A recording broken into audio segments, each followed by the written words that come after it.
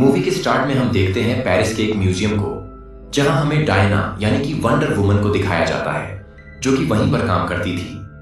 तभी उसके पास एक ब्रीफ केस आता है जो ब्रूस वेन यानी कि बैटमैन ने भेजा होता है, और उसके अंदर डायना की ही एक पुरानी तस्वीर होती है, और साथ ही एक नोट में ब्रूस ने लिखा होता है कि मैंने तुम्हारी ओरिजिनल तस्वीर ढूंढ ली है और मैं उम्मीद करता हूं कि एक दिन तुम मुझे अपनी कहानी बताओगी। अब यहां से सीन शिफ्ट होती है पास्ट में, जहां हमें थेमिस्करा आइलैंड को दिखाया जाता है और यहां सिर्फ अमेज़न्स यानी कि फीमेल वॉरियर्स रहा करते थे। वही डायना भी होती है जो कि तब एक बच्ची थी, और वो वहां के क्वीन हिप्पोलिटा की बेटी होती है। अब हम एक कहानी देखते हैं, बहुत सालों पहले गोट ज्यूस ने इंसानों को बनाया था। फिर इंसान और गोट्स मिलजुल कर बड़ी खुशी से रहने लगे, लेकिन ज्यूस का बेटा एरिस इंसानों को काफी नफरत करता था। इसीलिए वो उनके दिमाग में हिंसा, डर और गुस्सा भर दिया, जिससे वो सब आपस में ही एक दूसरे को मारने लग गए। फिर ज्यूस को जब ये पता चला तो उन्होंने अमेज़न्स को बनाया ताकि वो इंसानों में प्यार भर सके, जिसके बाद अमेज़न्स ने काफी टाइम तक इंसानों को एक साथ रखने की कोशिश की। लेकिन फिर एक दिन एरिस दोबारा लौट आया और सबको मारने लगा। वो इतना पावरफुल था कि कोई उसके आगे ठीक ही नहीं पाया। उसने काफी सारे गोट्स को भी मार डाला, इसलिए उसको रोकने के लिए को खुद आना पड़ा। हालांकि वो एरिस को डिफीट करके उसे दुनिया से काफी दूर तो भेज दिए, लेकिन वो जानते थे कि कभी ना कभी एरिस दोबारा से लौटेगा, इसलिए उन्होंने एक गोड किलर नाम की तलवार बनाकर उसे अमेज़न्स को सौंप दिया, जिसके जरिए वो एरिस को मार सके। और साथ ही अमेज़न्स ने थेमिस्करा आइलैंड को भी इंसानों की दुनिया से काफी दूर रखकर उसे हाइड कर दिया। फिर आगे हम देखते हैं कि डायना कई तरह के फाइटिंग स्किल्स को सीखते हुए समय के साथ साथ बड़ी हो जाती है, लेकिन यहीं पर हमें यह भी पता चलता है कि वो सारे अमेज़न्स से काफी अलग और पावरफुल थी, यानी उसमें कुछ सुपर पावर भी मौजूद थे। फिर एक दिन डायना की नजर पड़ती है एक प्लेन पर, जो कि उनके ही समुद्र में आकर क्रैश हो जाती है।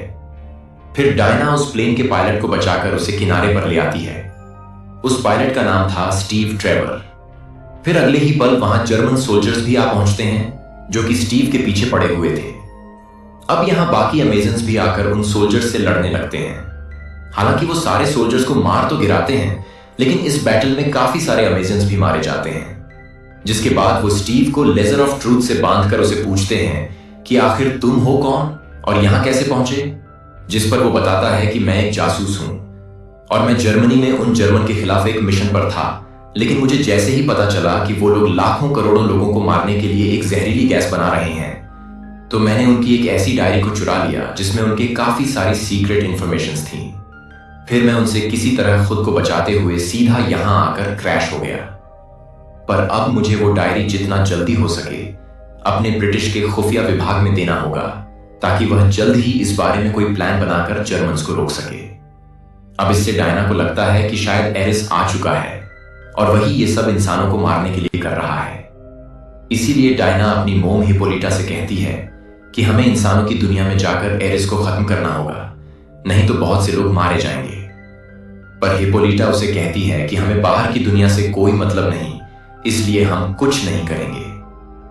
ये कहकर वो स्टीव को भी कैद कर देती है, लेकिन डायना डिसाइड करती है कि वो स्टीव का साथ देगी।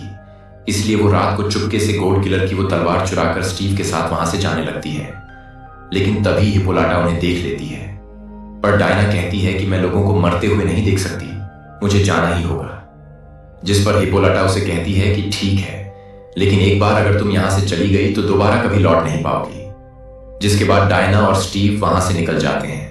सीन शिफ्ट होता है जर्मन्स पर, जहां हम जनरल एरिच को देखते हैं, जिसके कहने पर डॉक्टर नाम की एक साइंटिस्ट थी उस जहरीली गैस को बना रही थी। पर इसी के साथ अब उसने एक ऐसी गैस भी तैयार कर ली थी जिसको सूंघते ही एरिच के अंदर सुपर ह्यूमन स्ट्रेंथ आ जाती थी।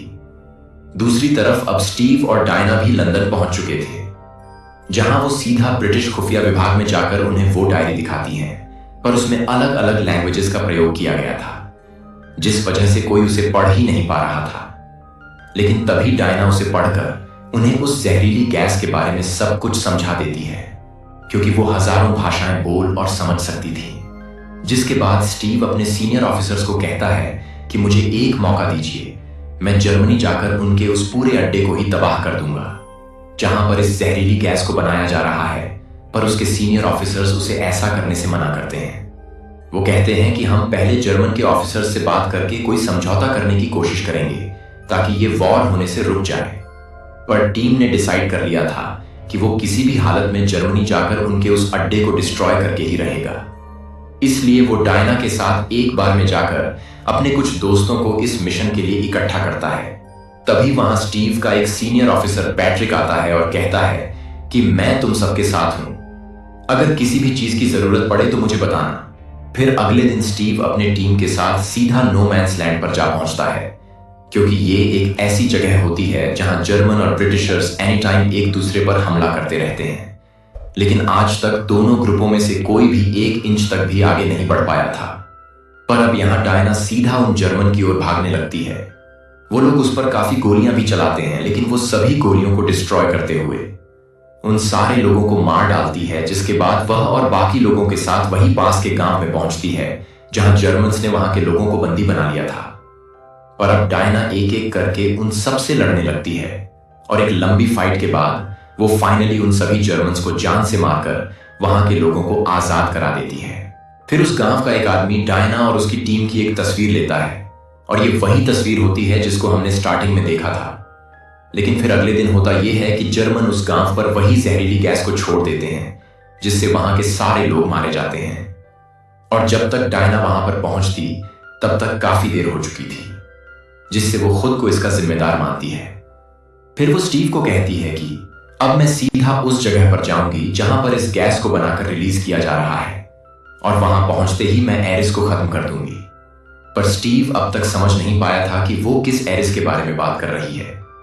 फिर स्टीव उसे समझाता है कि हम प्लानिंग के साथ उन पर अटैक करेंगे, लेकिन डायना उसकी बात नहीं सुनती और एक घोड़े पर बैठकर सीधा उस जगह पर पहुंच जाती है जहां उसे एरिज मिलता है। अब एरिज तुरंत अपने उस गैस को सूंघ लेता है, जिससे उसके अंदर सुपर ह्यूमन स्ट्रेंथ आ जाती है। फिर वो डायना को मारने में अपनी पूरी ताकत लगा देता है, पर डायना बड़ी आसानी से उसको डिफीट करके उसे जान से ही मार डालती है। और अब उसे लगता है कि उसने एरिस को मारकर पूरे जंग को भी खत्म कर दिया। तभी वहां स्टीव और उसके बाकी लोग भी आ पहुंचते हैं। फिर स्टीव डायना को समझाता है कि अभी जंग खत्म नहीं हुई। एक प्लेन है जिसमें वो सारी जहरीली गैस के गोले मौजूद हैं, और वह प्लेन कुछ ही टाइम में यहां से बस उड़ने ही वाली है। तो अगर उन लोगों ने उस गैस के गोलों को ऊपर से हर जगह फेंक दिया तो करोड़ों मासूमों की जान चली जाएगी। पर इससे डायना को कुछ समझ ही नहीं आता। वो कहती है कि ऐसा नहीं हो सकता, क्योंकि मैंने अभी अभी एरिस को खत्म कर दिया। अब स्टीव का भी दिमाग खराब हो जाता है। वो डायना को और ज्यादा कुछ समझा भी नहीं सकता था, इसलिए वो अकेले ही चला जाता है। उस प्लेन को रोकने तभी डायना के पीछे वही सीनियर ऑफिसर पैट्रिक खड़ा होता है जो स्टीव और उसकी टीम से उस बार में मिला था। दरअसल यही असली एरिस होता है, और इसी ने ही जर्मन और ब्रिटिशर्स को जंग के लिए भड़काया था, ताकि वो आपस में ही लड़कर खुद ब खुद मारे जाएं। फिर डायना उस पर अपनी तलवार से अटैक करती है, पर वो अपने एक हाथ से ही उसके टुकड़े टुकड़े कर डालता है, क्योंकि वह पहले से काफी ज्यादा पावरफुल बन चुका था। जिसके बाद इन दोनों में एक तगड़ी फाइट शुरू हो जाती है। हम देखते हैं कि काफी टाइम तक डायना पर भारी पड़ रहा होता है। इसी बीच स्टीव भी किसी तरह उस प्लेन पर चढ़ जाता है और वहां के सारे लोगों को मारकर प्लेन को काफी ऊंचाइयों में ले जाता है और उसे वहीं पर ब्लास्ट करा देता है, जिससे वो सारी जहरीली गैस बर्बाद हो जाती है। लेकिन उसी के साथ स्टीव भी मारा जाता है, जिसको देखकर अब डायना गुस्से से पागल हो जाती है और सबसे पहले उन सारे जर्मन्स को मार डालती है जो कि उस पर गोली चला रहे थे। फिर वो एक टैंक उठाकर उसे एरिस पर फेंकने ही वाली होती है कि तभी एरिस डॉक्टर मेरू को सामने ले आता है और डायना से कहता है कि तुम सबसे पहले इसे मारो, क्योंकि इन इंसानों को जीने का कोई हक नहीं है। पर वो ऐसा नहीं करती, जिससे एरिस गुस्से में आकर अपनी पूरी बिजली की पावर से डायना पर अटैक करता है। लेकिन डायना भी उन सारी बिजलियों को अपने ब्रेसलेट्स पर अब्सॉर्ब कर लेती है और फिर उसी बिजली की मदद से एरिस को हमेशा के लिए खत्म कर देती है और उस पूरे अड्डे को भी तबाह कर देती है, जिससे हर तरफ शांति छा जाता है और वॉर भी रुक जाती है। अब सीन प्रेजेंट में आता है, जहां डायना ब्रूस को उस तस्वीर के लिए थैंक्स लिखती है और वंडर वुमन बनकर निकल पड़ती है। दुनिया को बचाने यहां पर मूवी का दी एंड हो जाता है। लौटूंगा ऐसी ही शानदार कहानी के साथ कहानी अच्छी लगी हो तो वीडियो को लाइक करें, सब्सक्राइब करें और अपने दोस्तों के साथ शेयर करना ना भूलें। मिलते हैं नेक्स्ट वीडियो में।